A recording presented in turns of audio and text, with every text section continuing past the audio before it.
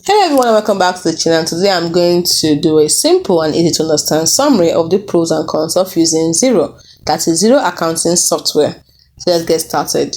Now, if you're using Xero accounting software, one of the pros you will enjoy is that it has clean modern interface that is user friendly, even for non-accountant. The con is that some users report a learning curve with advanced features. Now, another pro you're going to enjoy is has fully cloud-based, yes, accessible from anywhere with real-time updates. But the con is that it requires internet connection for full functionality. Now, when it comes to automation, Xero accounting software automates invoicing, bank feeds, reconciliation, payrolls, and reporting. The con is that the customization of reports and invoices is limited. Now, when it comes to integration, Xero accounting software helps to integrate with about 1,000 plus apps, for example, Stripe, PayPal, Gusto, and Shopify. Now, the con is that some integrations may require third-party connectors or add-ons.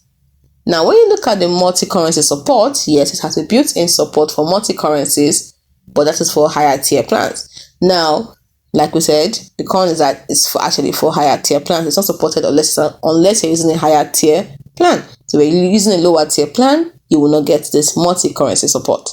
Let's go to collaboration.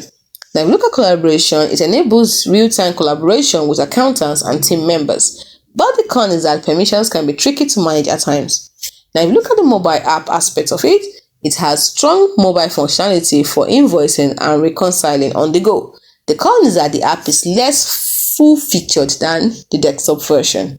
Now, look at customer support. Yes, it has 24/7 email support. It has a very strong help center with guides.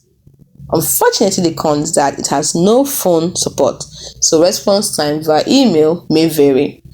Now, let's look at pricing.